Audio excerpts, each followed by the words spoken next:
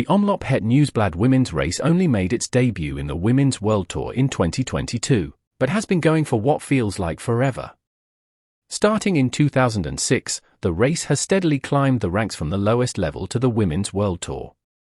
Its prestigious honours board boasts the names of cycling stars such as Annemiek van Vleuten, Anna van der Breggen, Chantal van den Broekblack, Lucinda Brandt, Lizzie Deignan, Amy Peters, Emma Johansson, and Kirsten Wild. The 2022 edition featured a thrilling finale, with SD-Works rider Demi Vollering closely following Annemiek van Vleuten's wheel for the final 10 kilometers from the Bosberg summit. While Lotte Kopecky's presence in the chasing group influenced the dynamics, it was van Vleuten's formidable strength that set the stage. Despite expectations of an easy victory for Vollering, van Vleuten's relentless pace left her struggling, even in the draft. Van Vleuten's decisive sprint sealed the win.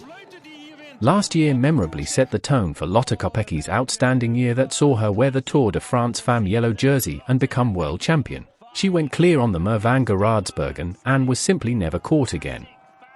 This year's course retains iconic features like the Muur van Geraardsbergen and Bosberg finish, also known as the Old Tour of Flanders finish, and sees the Molenberg climb remain on the route. The narrow and challenging Molenberg, which was absent in 2022 due to roadworks, poses a significant test, with positioning crucial for success.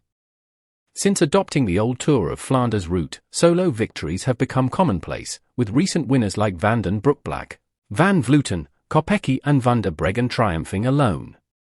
Notably, bunch sprints have become rare, with Christina Sigard's 2018 win being the last. Women's Omloop het Nieuwsblad 2024 contenders. SD-Works comes here determined to win and the lineup to match. There is last year's winner Lotte Kopecky who will be keen to rack up another win in Ninove, especially in the world champion stripes. She has shown no signs of slowing down after winning the UAE Tour Women with a cracking summit finish stage win. If someone is to beat Kopecky, then they surely will come from her own team.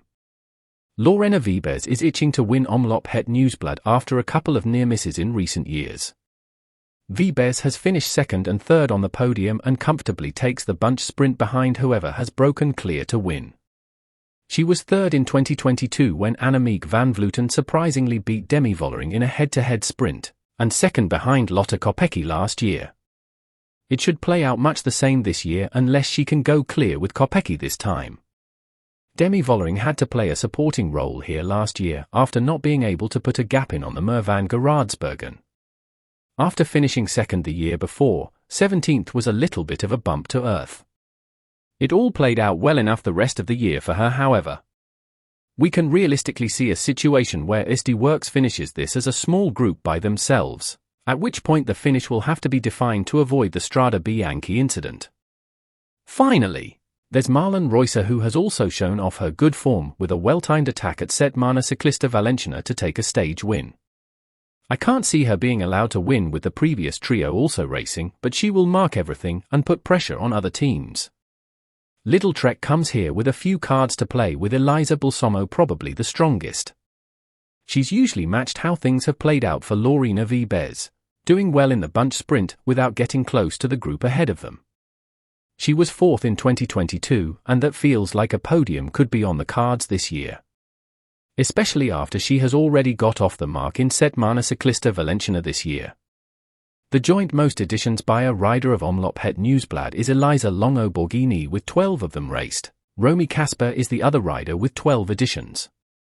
The Italian has a best result of 5th in all that time, secured in 2011 and 2017. She snuck into the bottom of the top 10 in 2 of the last 3 years and should end up somewhere similar supporting Balsamo. The team also has Lizzie Deignan, who won back in 2016 and has 2 other podiums here as well. However, her only result here since that win in 2016 is 111th in 2021. Emma Norsgaard will be the one to watch from Movistar, with the Dane finishing 2nd, 4th and 6th in the last 3 years. Keen to move away from being listed as a sprinter, she is strong enough to power over the Muur and still be able to contest for the line with her fast kick. We've already seen a way that she could win with the way she took the Tour de France Femme stage win last year. SD-Works will probably be too strong, but there is a way that she can be clear with the right people. Floorty McKay is a very useful support rider here and took third at the 2020 Omloop het Nieuwsblad. She should be in support but could go on the attack to put pressure on other teams before the Muur. Marianne Vos is looking properly back on it again. She's finished second twice at Setmana Ciclista Valenciana, including on a climbing stage that saw big-name GC riders dropped. Any doubts we had about where the GOAT's form might lie after an off-season spent recovering from iliac artery surgery have been dispelled. In a scarcely believable statistic, Vos has never actually raced Omloop het Nieuwsblad over her entire lengthy career. You can still see a route to the podium for her though this year. Teammate Anna Henderson was a top 10 finisher here with 7th in 2022, and will either be elite support or able to step up if Vos does get dropped. One thing to note though is that she was a DNF at Setmana Ciclista Valenciana due to a crash. For all her strengths, Omloop het Nieuwsblad has never really been a Canyon-SRAM race. The pole has never cracked the top 10 here with a best finish of 12th back in 2017. She's never looked strong on the Muur and naturally gets swamped in the sprint at the end. We have seen her finish well at Setmana Ciclista Valenciana already this year, but it feels a tough ask to do it here. Teammate Soraya Paladin has a faster finish and secured 9th last season. The Italian does best sprinting after tough races rather than the pure sprinters. She will be in the mix and should be able to get Canyon-SRAM's best result. Tiffany Cromwell is statistically impressive here and is one of just 3 former winners on the start list. Expectations should be tempered though, as all 6 of her top 10 finishes came before 2017. Similar to Nieuw-Doma, it's never been much of a race for FDJ Suez's Cecily Utrup Ludwig either. The Dane only has a best finish of 17th place from 2021 and hasn't looked likely to improve on that since either. It's a surprise, as you would expect her to be able to challenge on the climbs, and maybe have a decent enough kick to challenge a little bit more than that at the end of the race. The likes of Marie Linette and Vittoria Guarzini might also have fast finishes that could see them sneak into the top 10. But haven't come close in previous editions. The 17th place by Utrup Ludwig is the best finish by any FDJ Suez rider on the start list. Pfeiffer Georgie should be getting the nod for Team DSM Firmenich Post NL here. The Brit was 5th in last year's race and is becoming a genuine classics contender. She's in good enough form to climb to 15th on Jebel Hayfeet and overall at the UAE Tour Women recently as well. Teammate Francesca Barali also showed she has a fast finish in Australia with a trio of top 10 results ticked off already. She has never raced Omloop het Nieuwsblad before and should be deferring to Georgie, but represents a potential fast option at the finish. It's hard to pick out who from UAE Team ADQ will have the best shout for a result. A strong lineup including the likes of Chiara Consonni, Sofia Bertizzolo, Sylvia Persico and Caroline Swinkle surprisingly have 0 top 10 results at Omloop het Nieuwsblad between them. All of them have finished in the top 20 and regularly too. You can see how a big chase group will suit Chiara Consonni to sprint for a good placing, and if it's a bit tougher then Sofia Bertizzolo or Caroline Swinkles can sprint well from a reduced group. For Sylvia Persico to do well, it probably needs a really hard split-up race and a sprint from a group of about half a dozen near the end. There's a lot to like about Phoenix de Koning here, maybe not so much for the win, but certainly for a strong top 10 finish. Christina Schweinberger was 8th here last season with a strong enough sprint at the end in the right group to take that result. She had a great 2023 season that didn't see her win a race, but came very close, and at the biggest events too. She should work in tandem with Julie de Wilde with both fast finishers. It will come down to who manages to crest the Muur in the furthest forward group, then hang on to the finish with the best legs. De Wilde is arguably a stronger sprinter, but Schweinberger has probably claimed the leadership role.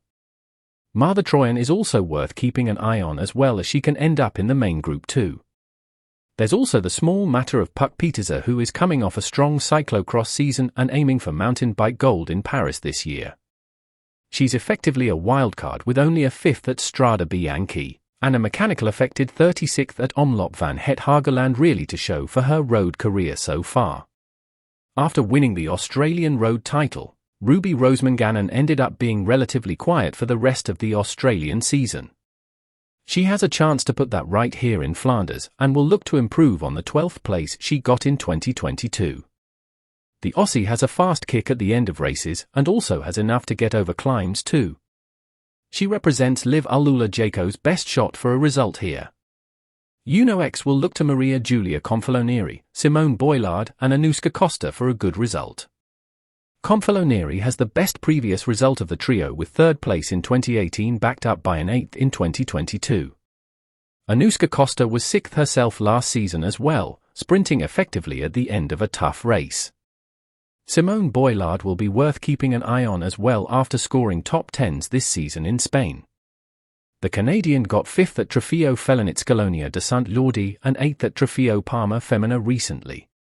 Noemi Rugg will be a solid option for EF Education Cannondale in the form she's in at the moment. The Swiss rider won Trofeo Felinit Scalonia de Saint Lordi and has followed that up with 2nd at Trofeo Binisalem Andrats, plus 3rd on the opening stage of Setmana Ciclista Valenciana. Those results have made her one of the stars of the early 2024 season, and it will be interesting to see if that form transfers across from Spain to the tight roads of Flanders. Top 3 prediction. First, Lotte Kopecky. Second, Demi Vollering. Third, Lorena Wiebes.